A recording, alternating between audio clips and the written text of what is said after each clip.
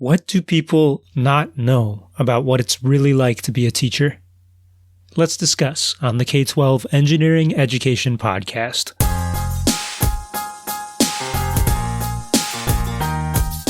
I'm Pius Wong.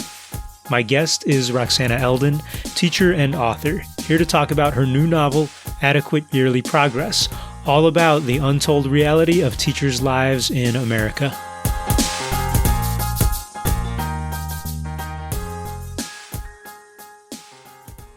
Listeners might recognize Roxanna Elden because she's been on this podcast before when I was seeking her expertise about what teachers think and go through.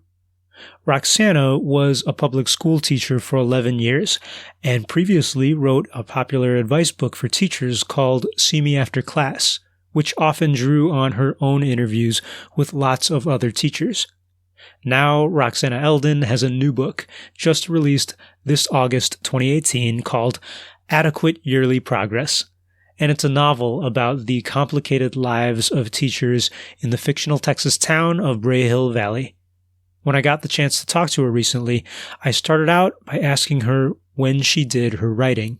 A lot of that was done simultaneously, so when I wrote See Me After Class, I was a teacher in the classroom. So I really was able to bounce the writing off the reality. And same thing with this book. The majority of this book was written from the classroom, not necessarily, the writing, but ideas would come to me as I was observing students in real time or walking through the hallway and overhearing conversations. And then I would just send myself notes and write the book on the weekend. But it really, I think, has a perspective that is hard to capture unless you're getting up at 5 a.m. and seeing these things in real time. You wouldn't have been able to write that book if you had stopped teaching and wrote it like 5 years later? Yeah, there is something about seeing those things and writing about them almost immediately that I think is missing from, for example, the typical hero-teacher movie. You definitely feel that as a teacher watching those movies, and I know that a lot of teachers do enjoy them, but I've never enjoyed them because I find myself just yelling at the screen. Like, the kid wouldn't raise his hand before he says that he hates you, or, everyone wouldn't have done that assignment.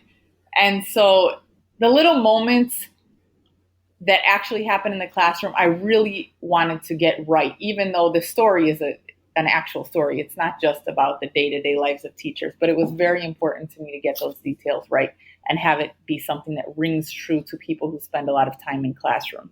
Yeah. It sounds like you've got some of the same goals then as when you first started writing about teaching. Yeah, the Adequate Yearly Progress was something that when I sat down to write it, I had this idea of writing the kind of novels that I like to read, which are much more, they have a lot of different perspectives.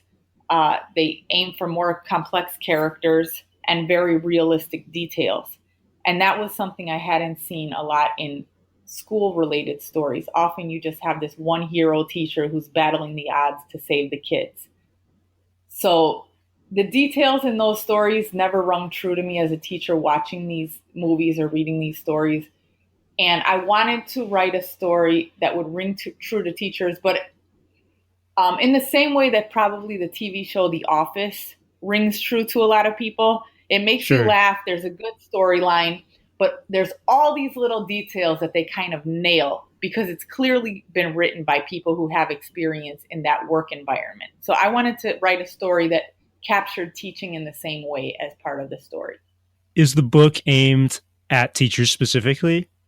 It's aimed at everyone in the same way that the TV show The Office is, not just aimed at people who work in an office. But I do think that there is something extra that teachers will get out of it.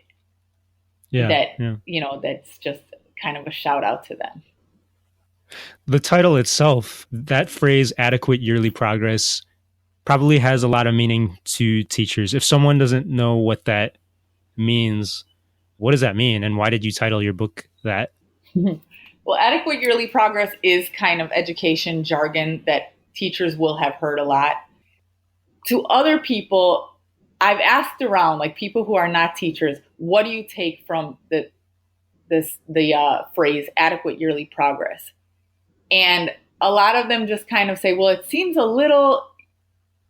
maybe a little bit sarcastic. It definitely seems jargony, but also there's something about this idea that you are making adequate yearly progress, which is what everyone wants to do in all areas of their life. So I would say that both of those are themes in the book. There's definitely a lot of humor based on what happens in schools, but there's also the human element that we all want to make a little bit of progress every year that feels adequate. Yeah.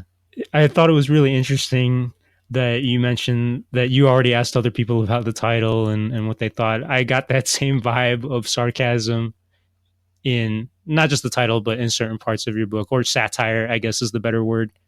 Mm-hmm. And you said that you also wrote the story from the point of view of a lot of people, kind of like The Office. You have a lot of characters. It's an ensemble. Yes. The first character that shows up in the book, I think, is Lena Wright, an English teacher, at the start of the school year.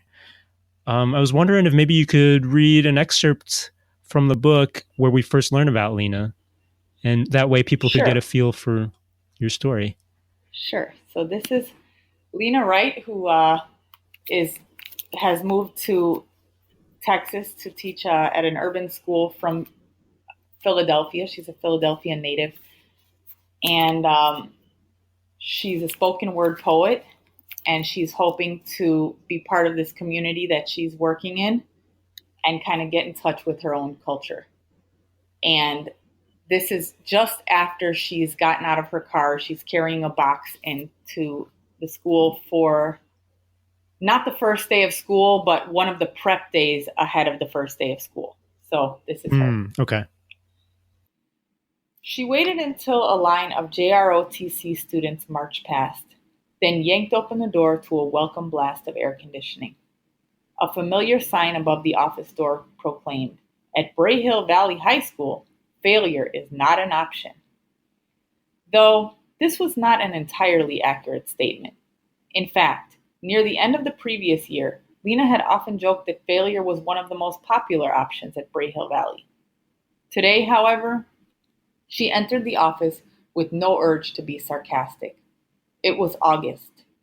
Her spark of late summer hopefulness burned even brighter than usual, and the year ahead shined like the school's freshly waxed floors.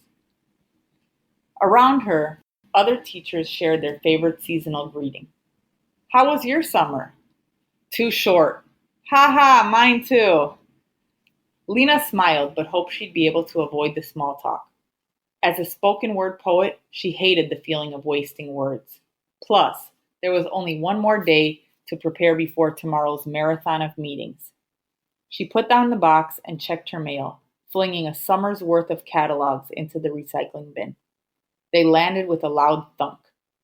Maybelline Galang, who stood sorting her own mail according to some meticulous math teacher logic, looked up in disapproval. "It's my new filing system," Lena explained. She grabbed the remaining envelopes and stuffed them into her bag, crumpling them in the process. Something about Maybelline's aggressively appropriate presence compelled Lena to flaunt acts of noncompliance. She turned away before Maybelline could react and spotted Katie Mahoney, whose blonde ponytail was, as always, a little loose and slightly off-center. "Hey, you made it back for a second year, huh?" A flicker of guilt crept into Katie's smile. She tugged at the bottom of her sweater as if worried it was too small. "Girl, I'm just playing," Lena laughed, trying to backtrack. The truth was she liked Katie, an eager second-year teacher from the Teach Corps program, perpetually weighed down by an assortment of bags. Katie activated a primal feminine instinct in Lena that, put into words, would have sounded something like, "I could give you a makeover. But this year, we have to get you to relax a little." Katie's smile returned to its previous wattage. "No way. This year I have to work even harder. I've got OTWP classes for the first time." "Ooh, ouch," said Lena.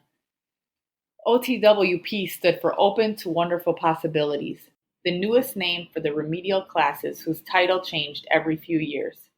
Each upbeat term was a new attempt to outrun the previous name's stigma. I feel you though. I've got OTWP reading. No, no, no, clarified Katie. No, I'm actually looking forward to it. I just have to let them know that I don't expect any less from them because of that OTWP label. Well, sounds like you're on the right track. Lena tried to keep the doubt out of her voice as she bent to pick up her box. Nobody liked teaching OTWP classes. When I had read that and when you are reading it now, I hear a tone of satire and sarcasm, I guess, about some things. You hear about people's thoughts about these remedial classes, about teacher jargon, about how people say hi to each other at the beginning of the school year. Why is Lena's point of view like this? Like, there is this satire and there's still hopefulness, but mixed with satire and sarcasm. Why is Lena's point of view like that? Well, she's definitely one of the more sarcastic characters, personality wise. And so filtered through her consciousness, all of this stuff, like she's very against cliches. So when, everybody is giving each other the same greeting at the end of the summer, that's something that she immediately recognizes as a cliche. The other thing about her, since she's the English teacher, she's very descriptive and she notices these little details.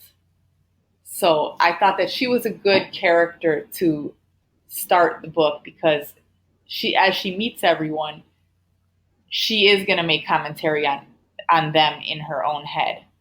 Whereas there's a science teacher who thinks of things in more of a scientific way. There's a math teacher who calculates things and is always has kind of a math angle on everything. And then each of those people also has their own personality and life story that they bring to the table that filters everything that happens through the way they see the world. We already heard in that excerpt about some of the other characters. There was Katie and Maybelline, and there's a bunch of other characters that you introduce in that first chapter. Did you write the story on purpose to make it seem like real life, pulling a teacher preparation program from real life, or pulling the way people think about science or English, pulling that from a real life person? I would say all of this is pulled from real life. My favorite authors are people like Tom Wolfe, Zadie Smith, Elisa Valdez Rodriguez.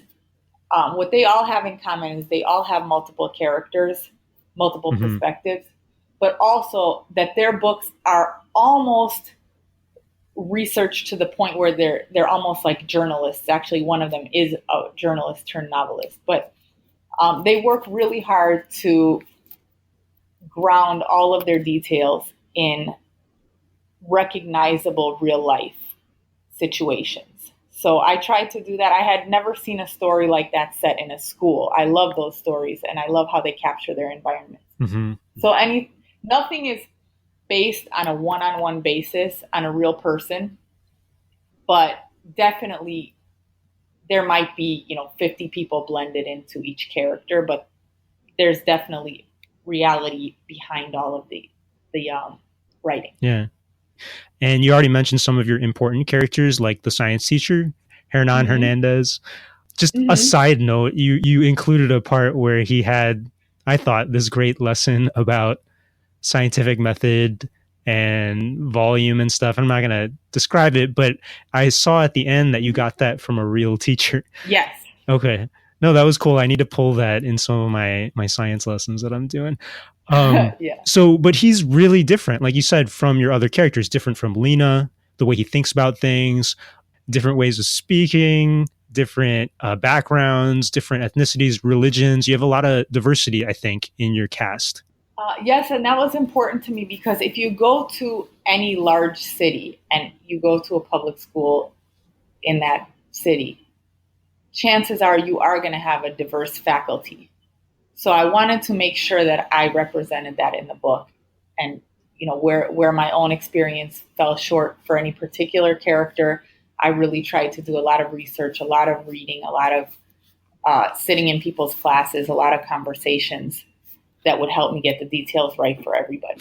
Yeah, I noticed that, well, we're in Texas. I'm in Texas. I'm in Austin, Texas, and you set your story in Texas, but you're in Miami, correct? Yes, I am now, but I began my teaching career in Houston. Yeah, so you have personal experience. You've been around, and you write about Philadelphia in the book and things like that. So do you use your own experience in these different places to inform your characters and your settings?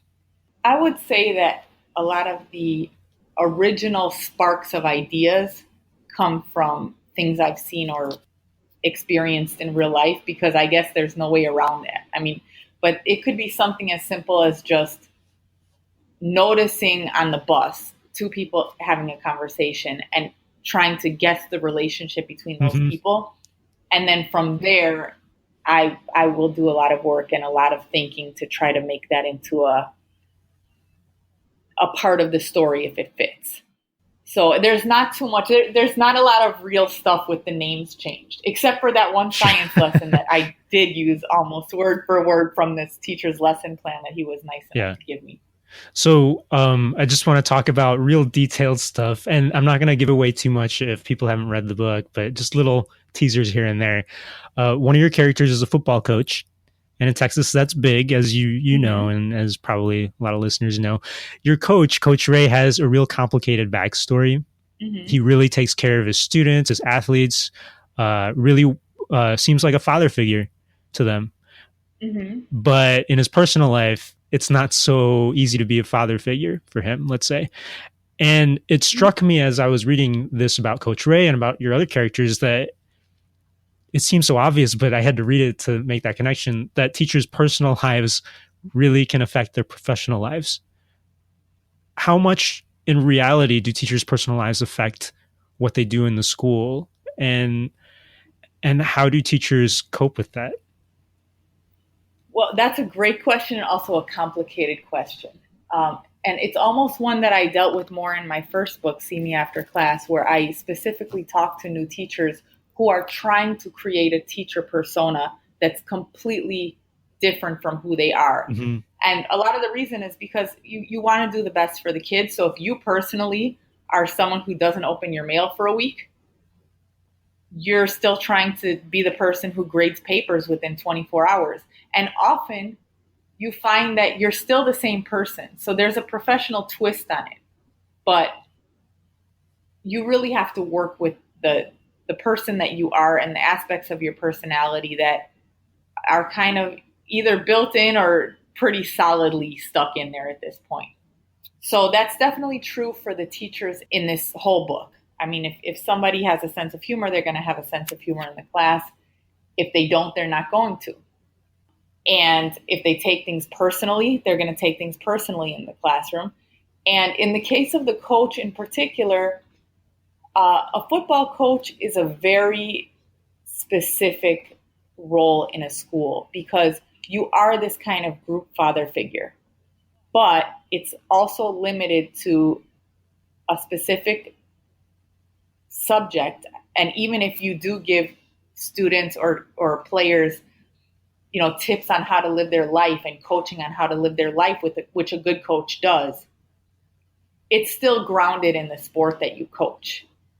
So now if you have a responsibility as a parent to a girl, for example, who's maybe a different age and who you are now expected to be a parent in a more well-rounded way, being a football coach could mean that you have that in you, but it also is possible that you're going to struggle with that area of your life. So, and this person and this particular character does. Would you say that teachers can successfully do what you're describing, successfully separate themselves into these two personas, or does it end up more like, do teachers usually integrate their entire lives successfully? I think teachers have a lot of ways of doing this. And a lot of teachers, I should say, are excellent parents, partly because the skills that go into being a teacher are some of the same skills that go into a parent. And I say this as a relatively new parent. I'm a rookie again, but there are a few skills And let me tell you, I don't feel that I'm that much better of a parent for being a teacher, a high school teacher. But there are a few skills that I have had more practice in than the average beginning parent. And there's also a few situations that I'm more prepared for emotionally. Like, for example, the one-upper parent is a lot like the one-upper teacher down the hall. And I kind of know psychologically where that comes from. And it doesn't bother me as much as other mothers that I've talked to or other fathers that I've talked to who are really bothered by the sense that they're failing and everyone else is just soaring through the challenges, which I don't think is true for either teaching or parenting. That's interesting because that was one of my questions too. You've got other characters in your book who are parents, other teachers who are parents. Mm-hmm. And my horror stories that I've always heard from teachers is dealing with the parents sometimes.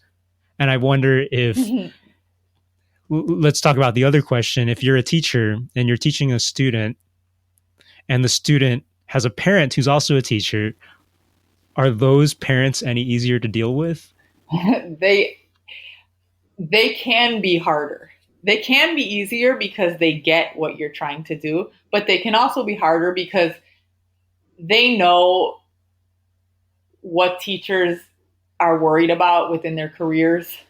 They can definitely quote the jargon back to you, which can make for an interesting conversation. Yeah. They tend to be very familiar. If their child is not doing well, they tend to be very familiar with the exact protocol that you are supposed to follow before giving their child a low grade, more so than other parents. But for the most part, teachers who are parents, they also understand how hard it is to have 20 to 30 of other people's kids in your class at the same time. And they do tend to understand better than the average parent that your attention is divided between all the students in those classes. And I hope that as a parent, I'm able to at least be the kind of parent who's understanding toward that aspect of teaching. I'm very self-conscious as to what kind of parent I am to my kids' teachers. Yeah, hopefully you might cut the teacher some slack, or maybe they can cut you some slack if they understand that. So even though this is the K-12 engineering education podcast, I think it's really cool to talk to you because a lot of people who listen, they're not just teachers, but sometimes there's parents and engineers listening who might need to know a little bit more about what teaching is like. But for the engineering teachers listening, something that we always talk about is how effective it can be to bring in people from outside the classroom, like not just have the teacher's voice always talking to the kid about what engineering is like. There's a point in your book where Lena, the English teacher, she really wants to bring in a special guest. How do students react to special guests in reality, in your experience, and when you've talked to teachers? Mm-hmm. Well, I will say this. I think students and probably also teachers love anything that breaks up the routine of the 180-day school year. So if you tell students there's going to be a special guest, they're probably going to be thrilled and excited about it. And as much fun as it is to listen to you talk, they're probably happy to hear someone else's voice. However, you do now open yourself up to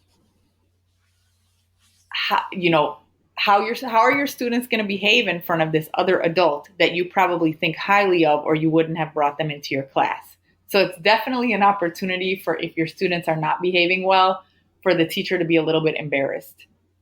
And as far as the special guest that you bring in, often those are not people with teaching skills. So sometimes you have to mediate to make them understandable to your students. So it's always a delicate. It's both a nice idea and can be a delicate situation. And you tend to be very nervous about how the guest will see you interacting with your students. So it sounds riskier, but could have good rewards. Yes, I would say so. Your educational leadership in the book is a huge player, I would say. Mm-hmm. Dr. Barrios is your principal. And I just read a phrase that was really interesting to me in there. There was a point where he was talking to someone outside the teaching profession, just out and about, and he says this woman was trying to tell Dr. Barrios how to run the school system, because everyone has their opinion about why schools are how they are, and that's reality. I think people see that all the time. And he was really working out his listening face, his listening muscles. Mm-hmm. And that struck me as like a very teacher thing. What is a listening face? How would you describe that? What is a listening face? I think we all have a listening face. Okay. It's just, if you are talking to your boss and they are giving you what they think is a great idea, you are going to struggle very hard to have the same face, whether you think it's a great idea or not. And this character especially is very in tune with the politics involved in being a school administrator. He understands it to be part of his job to get along with his higher ups, and he thinks that makes life easier for both him and his teachers. So this is definitely a guy who would have a listening face. And that listening face can definitely catch up with you if you end up, let's say, like on a plane window seat next to somebody who finds out you're an educator and just wants to tell you the entire plane ride what they think needs to be fixed about the education system. And there is something about being an educator that makes people want to tell you how much better they would do this job than they presume you are doing it. Do you find that? Do people, when they find out that you were in education, that they want to spill all their opinions to you? The short answer is yes. And I really do feel that more than any other profession, people think they know what teachers do. I don't think that people watch Law and Order and then go tell policemen how to do their job. But people will watch Freedom Writers, and they are sure that if they just, the next teacher they can flag down, they're going to tell you, the secret to teaching is just show kids you care and make it fun, which to a teacher, it's not that we disagree with those ideas, but that is such a basic, oversimplified thing that we've tried to do from day one and often fail at, that you can't even possibly start a conversation from that point with someone who thinks they're giving you advice.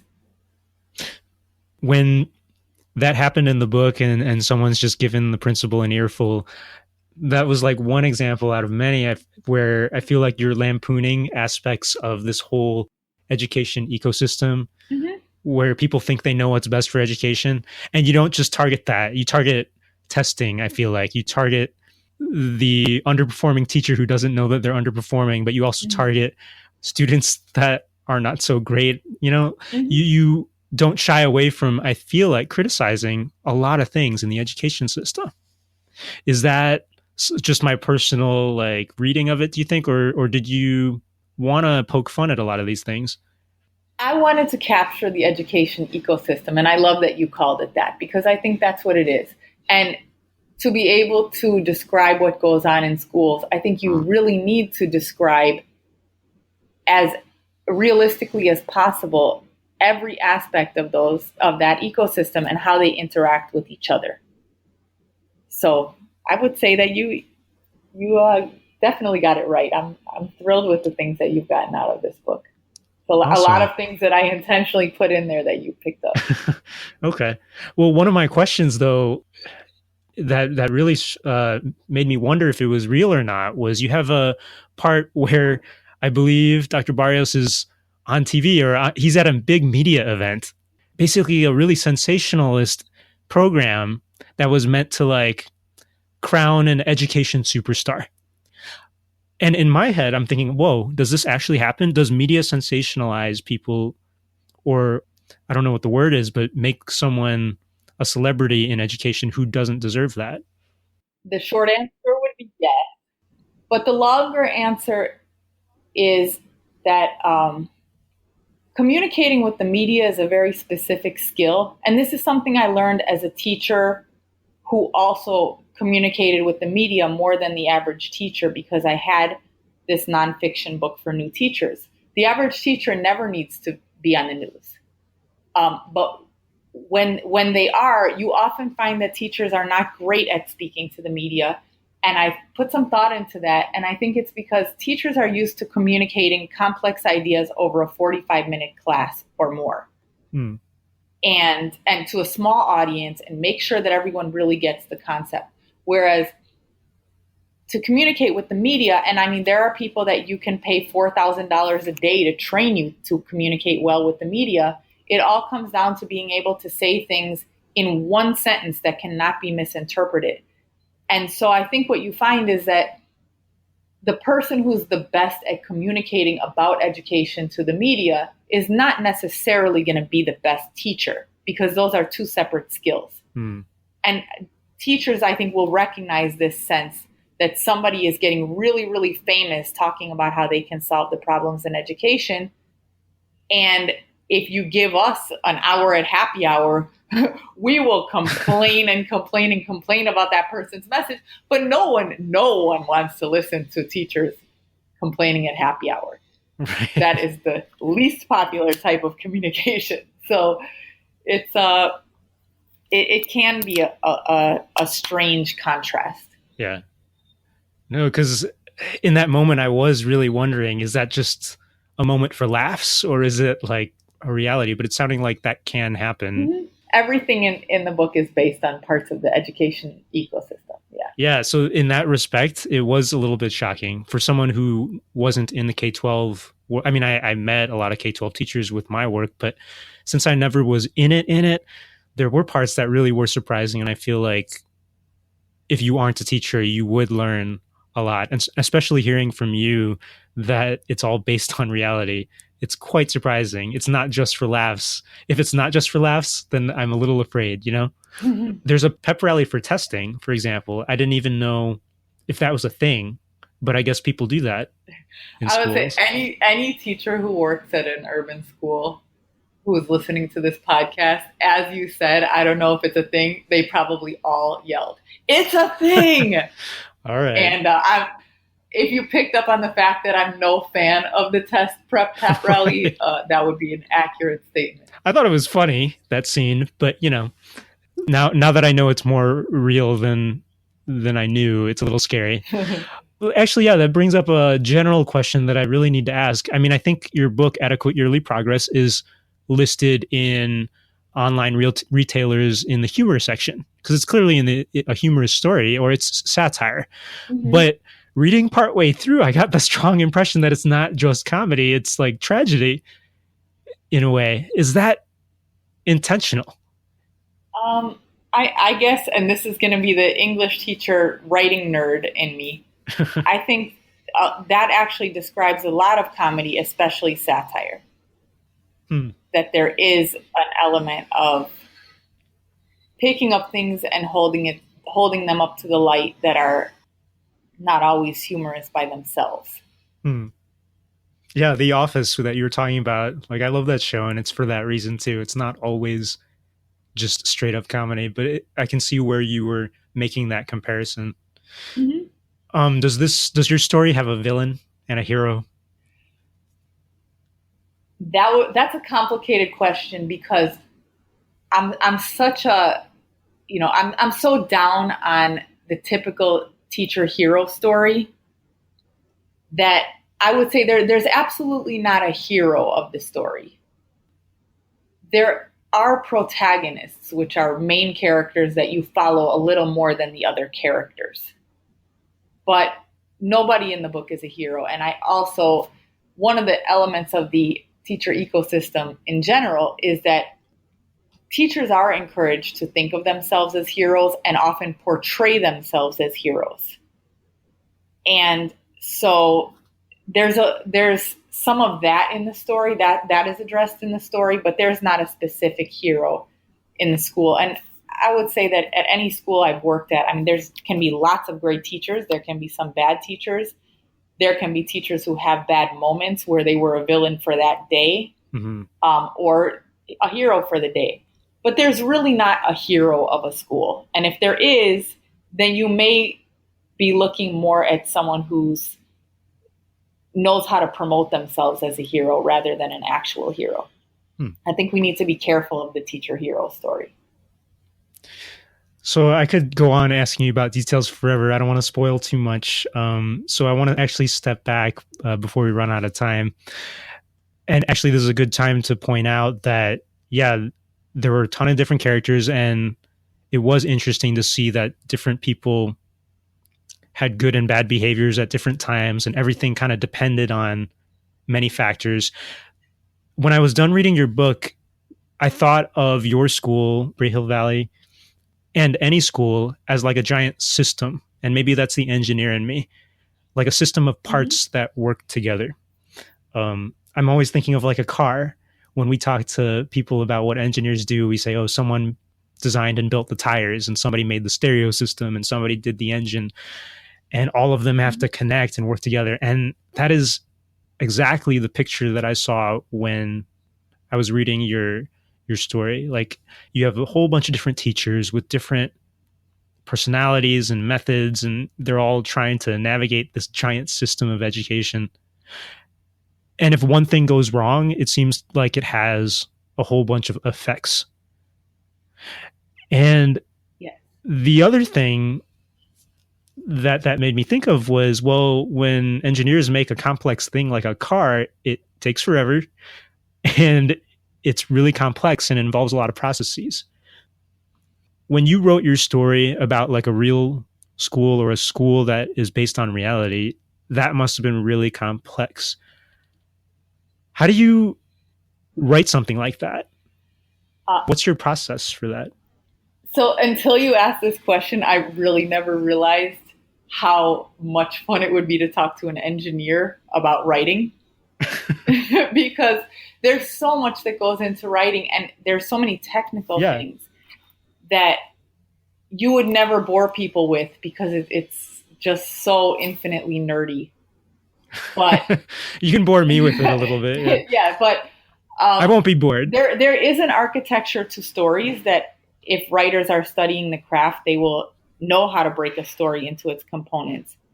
And also, with a story that has multiple characters, I found myself, after writing a few drafts, I found myself having to step back and do an outline. It ended up being a color-coded outline, where for each chapter, I would go into detail about the character that the chapter follows.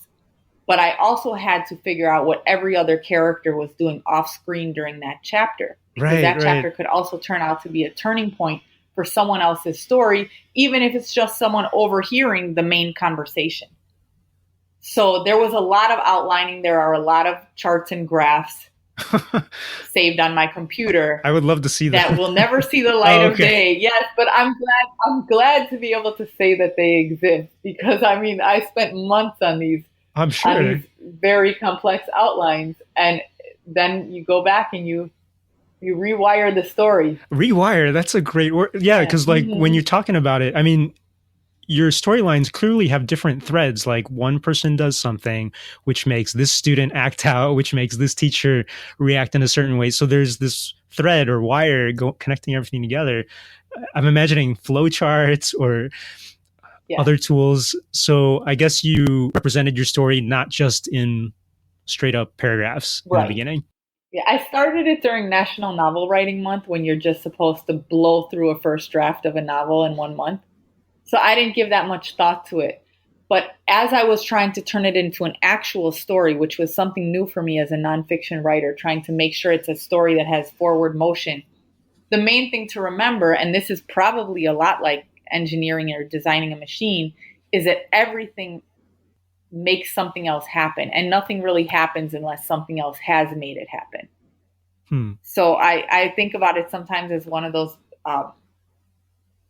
little machines where you lift up a ball and then you let it fall, and it hits about 5 other balls, and then a ball starts swinging on the other side. Right. You really need to think about what each of those balls is going to be, and why they're going to transfer that energy to each other and make something else happen on the other side. Engineers always have to redo their designs over and over. I'm wondering how much you had to look at your story again and rework it. A lot. I would say the average completed book has about 30 drafts from every author I've talked to. Wow. And my book was somewhere around that. Yeah. So, and then you have outlines in between. I do a lot of going back and forth between drafts and outlines because there are so many different things that have to plug into other parts of the story. And you do have to, like, if you're going to change something in the end of the book, it may be based on something in chapter 2 that you now have to go back and change the interaction. That is so interesting. That really does sound like our engineering processes. And it also strikes me then that you must have collaborated with others. Would you say that people think of writing sometimes as this individual thing? You're just Stephen King in Maine writing alone at your desk. But did you have help or did you bounce ideas off other people? How does that work? For a novel, I would say most of writing is being alone in a room. But what you do is you switch drafts with other authors and you comment on each other's stories. And you have a lot of input. And I also spoke to a lot of teachers and bounced ideas off of them. But in the end, it did come back to me sitting alone in front of my computer with multiple cups of coffee. Wow. I think coffee is the common tool amongst most creative people. Yeah, and teachers. Yeah, totally. I guess for a final question for the podcast, you had taught for a long time and you still teach creative writing, but you're also a writer. And so I want to ask, why are you a writer? Why am I a writer? Why do you write? I think that it was an interest I always had. I mean, even since I was in high school, I kept a journal and I still have all those journals, which can be embarrassing to read. And it was always something I did as a hobby. But there is something about the way that you're always correcting other people's writing and you're trying to explain what makes for good writing and break it into its parts. And I think a lot of English teachers end up being pretty proficient writers, and there's got to be an interest in it if you're teaching it. So, I mean, I didn't set out to be a writer, but when I felt that something needed to be communicated, first with my first book, I thought there needed to be a more realistic training manual for new teachers. And I just found that I had most of the tools that I needed to start that project. And then the same thing when I thought that there needed to be a more realistic story about teaching, I found that I was able to do a lot of it. And then you just bump up your own skills as you go and you're able to share that with your students, which is kind of nice. All right. Well, thank you, Roxanna. How can we get your book, Adequate Yearly Progress? Anywhere that you buy books, you can search it and order it. Awesome. Thank you so much. And I'm looking forward to hearing more about what you write and what you're doing. Thank you. And this is a great conversation. Appreciate it.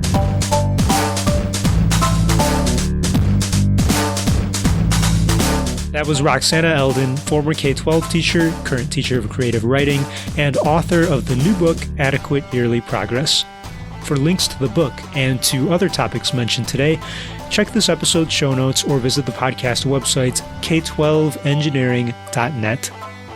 If you liked this episode, help us out by leaving a rating and review of the podcast on Apple Podcasts, Radio Public, Stitcher, or wherever you're listening to us now.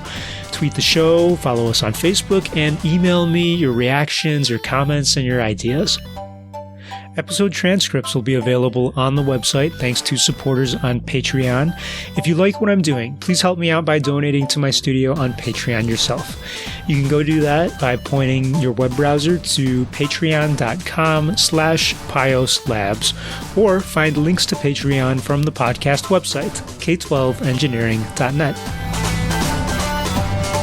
Our closing music is from the song Yes And by Steve Combs, used under a Creative Commons Attribution license. The K-12 Engineering Education Podcast is a production of my independent studio, Pios Labs, in Austin, Texas, where I work on several digital projects like this show. Thank you for listening, and please check it out again soon.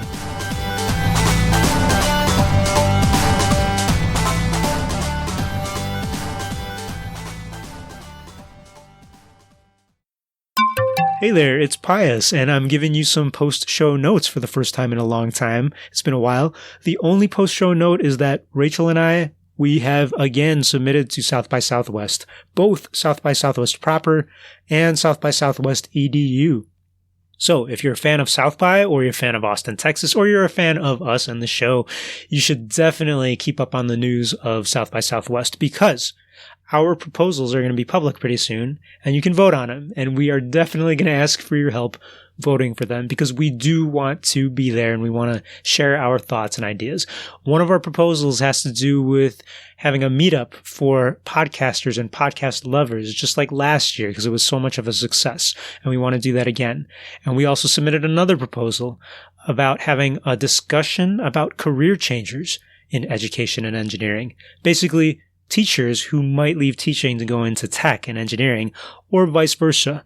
Tech professionals and engineers, maybe like me, who are kind of leaving the industry to go more into education. It goes both ways.